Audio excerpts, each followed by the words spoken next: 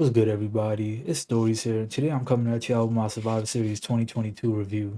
Now, what makes this Survivor Series so special is this the first time we're going to be seeing War Games on the main roster. Now, we've seen this match multiple times at NXT, but seeing it on the main roster for the first time kind of makes it interesting. To start off the show, we got the Women's War Games match, and on one team we got Becky Lynch, Alexa Bliss, Asuka, Mia Yim, and Bianca Belair. On the other team, we got Rhea Ripley, Nikki Cross, Io Sky, Dakota Kai, and Bayley. So Bianca Belair and Dakota Kai, they start the match. Io Sky comes in, Asuka comes in, Nikki Cross, when she comes in, she starts bringing in weapons like kendo sticks and trash can lids. Alexa Bliss came in next, then Nikki Cross. She had a cool spot where she had a crossbody off the cage. Bayley, she came in, she brought in two ladders and a table. Mia Yim came in, she brought in trash cans. Rhea Ripley, she came in last for the heels, and then Becky Lynch came in last for the faces. So now the match officially starts. Becky Lynch, she had a cool face-off with Bayley, and then she had a cool face-off with Rhea Ripley. Io Sky, she had a moonsault off the cage on Bianca Belair and Mia Yim. There was a cool spot in here where Rhea Ripley drove Mia Yim through a ladder. I thought that was kind of cool.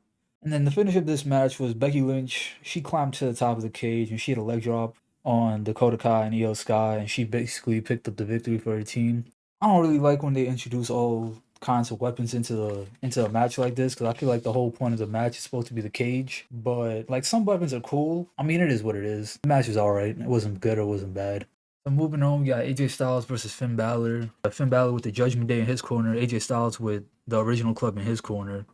This match kind of started off slow. It's to be expected because it just followed the women's War Games match. So it's kind of hard to follow a match like that where it's just straight chaos and then you go to a traditional pro wrestling match. But overall, I like this match. There was a point here where Dominic Mysterio, he sweeped AJ Styles off the apron, and then everybody on the outside started brawling. AJ Styles and Finn Balor, they hit each other with big moves. In the end, AJ Styles, he won with a phenomenal form. Like I said, it was a good wrestling match. It was kind of hard to get into because it followed the War Games match. Alright, so next up, we have Shotzi versus Ronda Rousey for the SmackDown Women's Championship. I'm not gonna lie, I did not really care about this match. I don't think the crowd cared about it either because they started chanting, "We want Sasha."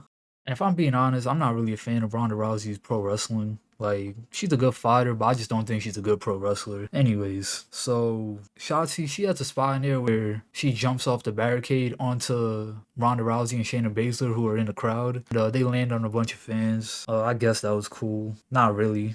Yeah, in the end, Ronda Rousey, she wins. She makes Shotzi Blackheart submit, and she retains the SmackDown Women's Championship. Moving on to Bobby Lashley versus Austin Theory versus Seth Rollins for the United States Championship. Now, honestly, this is probably my match of the night. Crowd was really into it. So to start off the match, Bobby Lashley, he gets offense on both men, and then Theory, he eventually gets offense on both men before Rollins takes over. It was a cool spot where Theory, he countered the Hurt Lock into a pinning combination, and then Seth Rollins, he had a frog splash out of nowhere. Like, you couldn't even see it on the camera.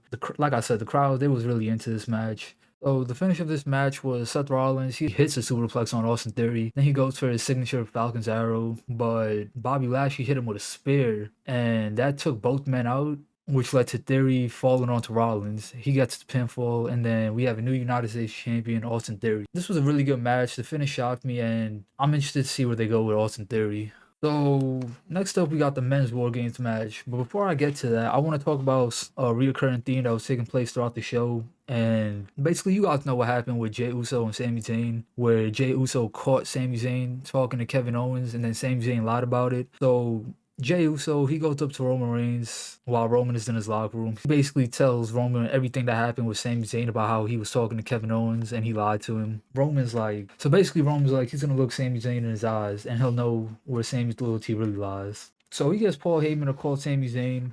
Sami Zayn finally enters his locker room, and Sami admits everything. He admits to talking to Kevin Owens. He admits the line to Jey. His excuse for lying to Jey was he didn't want to distract Jey from his match the previous night. So Sami Zayn basically says he's with the Bloodline, and then him and Roman eventually hug it out in the locker room.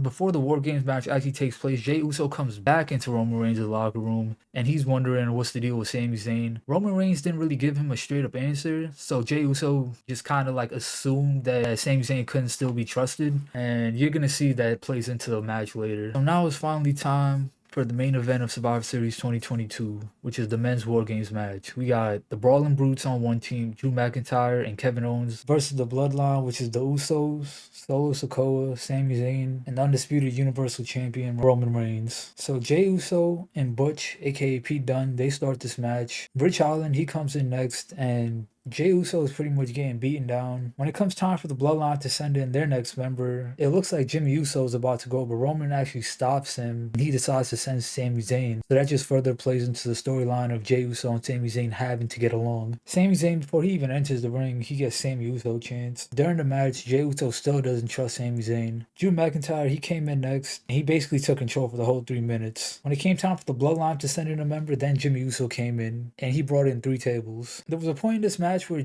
Jey Uso and Sami Zayn were arguing, and Jimmy Uso had to break it up. Kevin Owens, he then came in and he brought in chairs. I know I said earlier that I'm not really a fan of when they bring in a lot of weapons to the War Games match, but honestly, this was only 3 tables and 3 chairs, and it kind of fit the match, so I don't know.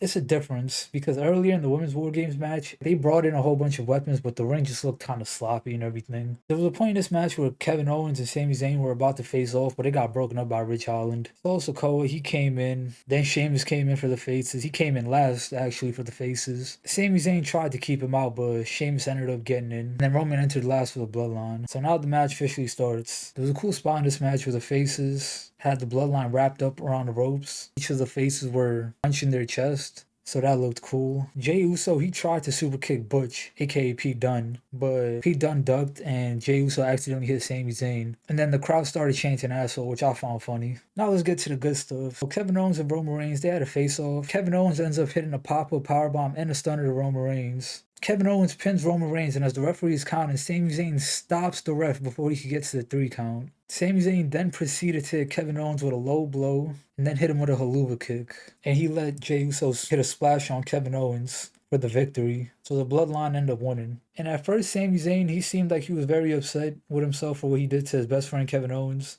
But in the end, he got happy when he finally realized that Jey Uso accepted him. And honestly, this was just amazing storytelling. This storyline is probably the best thing in WWE taking place right now. So yeah, the show goes off there with the Bloodline taking the victory. Overall, this Survivor Series, it wasn't the best show, but it was a pretty good show. Men's War Games match was pretty good. Bobby Lashley, Seth Rollins, and Austin Theory for the United States Championship, that was pretty good. AJ Styles and Finn Balor, that was pretty good. So yeah, guys, that's my review for Survivor Series 2022. If you enjoyed, please hit that like button, and I'm out.